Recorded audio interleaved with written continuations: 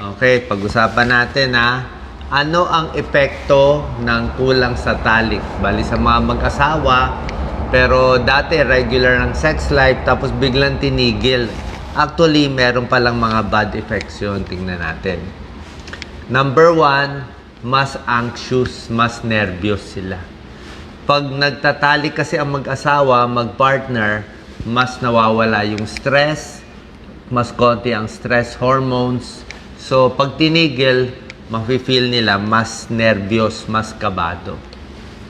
Number 2, pwede daw may bad effect sa puso. May pag-aaral kasi yung mga mag-asawa to, yung mga tips natin para sa mga couple, may partner. Pag mas madalas sila magtalik, less heart disease. Siguro mas malakas yung katawan, mas nakaka-exercise. Pero pag once a month or less, 2 times more higher risk for heart disease yung kulang sa talik. May pag-aaral po yan eh. Maybe connected sa physically healthy, mentally healthy na kaya magtalik. Number 3, you get less exercise. Kasi parang exercise din siya. Gaano kalakas ang calories na nawawala sa pagtatalik, parang brisk walking daw. Ganun daw kalakas. O parang nagte-tennis ng doubles. Para daw nagka-garden o nag-aakyat pababa ng hagdanan, akyat pababa hagdanan, ganun daw. So, sex din nakaka-improve ng mental health mo. Ano pa mangyayari kung biglang tinigil ang pagtatalik? Hihina daw memory. O, sa mga kalimutan mo yung cellphone mo, yung susi mo. Nakita nila yung mga couples na regular pa rin ang pagtatalik, mas maganda ang memory nila. Lalo na pag edad 50 to 89. So, mas bagay ito sa senior. Hindi pa alam kung bakit. Number 5, pag tinigil na pagtatalik, hihina ang katawan. Mas magkakasakit. Okay, hihina immune system. Base, ang tingin nila dahil ang pagtatalik, tumataas daw ang level ng immunoglobulin A. Ito yung parang white blood cell natin na panlaban. Okay? Isang klaseng sundalo yan sa katawan natin tulad ng mga white blood cell. Siyempre, pag hindi na nagtalik ang mag-asawa, mas malungkot na sila. Hindi na ganun ka-happy, wala nang glow kasi pag nagtalik. Ito po, pag nagtalik daw mag-partner, magkakaroon daw ng parang afterglow for 2 days. 2 days daw, mas maganda daw yung bonding ng mag-asawa. Mas di nag-aaway, hindi katulad nito nag-aaway na. Number 7, para sa mga lalaki, tulad ko, pag less ang pagtatalik, less ang paglabas, pag-ejaculate ng lalaki, more likely magkaroon ng prostate cancer. Hindi pa to tiyak, hindi pa 100%, pero may isang pag-aaral na pakita na yung mas madalas magtalik or mag-ejaculate yung lalaki, either may partner o kahit walang partner, sariling sikap, ay less prostate cancer. Okay? Yung mas madalang magtalik, mas tumataas ang prostate cancer. Hindi pa rin 100%. Ang theory nila, ang pag-iisip ay merong chemical sa semilya na baka hindi maganda. Pag naiipon yung semilya, naiimbak, baka more chance magkaroon ng prostate cancer. So, pag nalalabas lagi, o parang ihi, pag nalalabas lagi yung ihi, nalalabas lagi yung semilya, mas maganda sa prostate health. Pero sa kabilang banda, kung magtatalik naman sa maraming partner, masama din. Baka magkaroon ng sexually transmitted disease. So, yun lang po ang pros and cons. Number 8, kulang sa pagtatalik, mas stress, hindi makatulog. Ayan, no? Poor sleep. Kasi pag nagtalik, mas nakakatulog ang lalaki at babae. After sex, it promotes restful sleep, prolactin, and oxytocin. Ito yung mga feel-good chemicals. Ito po, sa mga may arthritis, ang pagtatalik o laging kasama mo yung partner mo, nakakabawas ng sakit sa arthritis. Oo. Paano nangyayari yan? Kaya may arthritis ako, masakit kamay ko.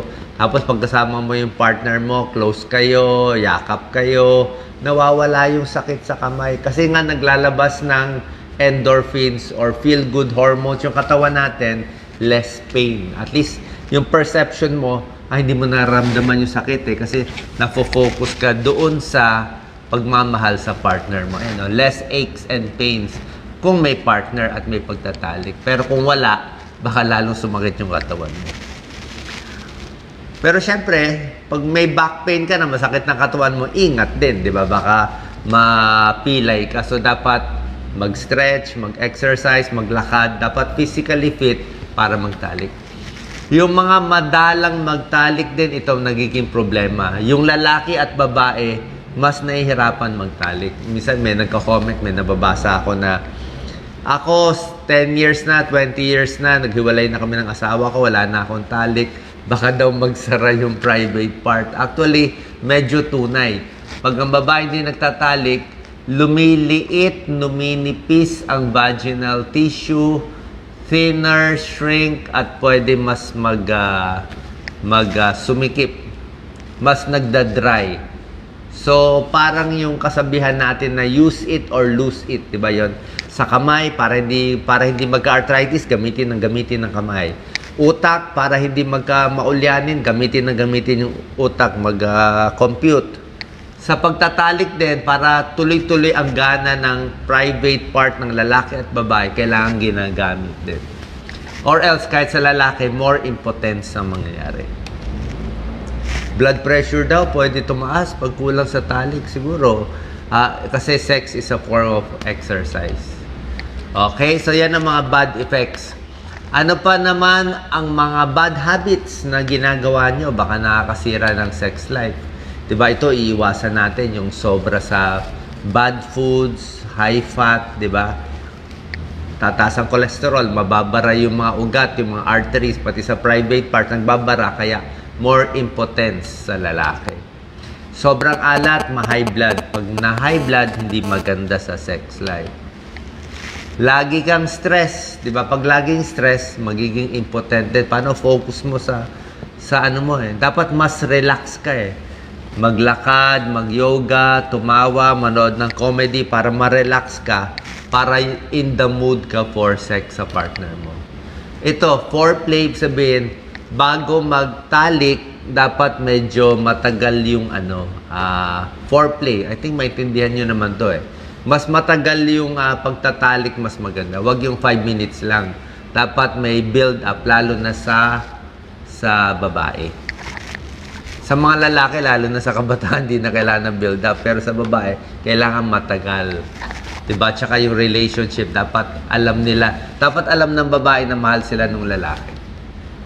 Number 5, pag very busy ka, syempre wala nang time, di ba? Hindi makafocus. Kaya mag-schedule kayo.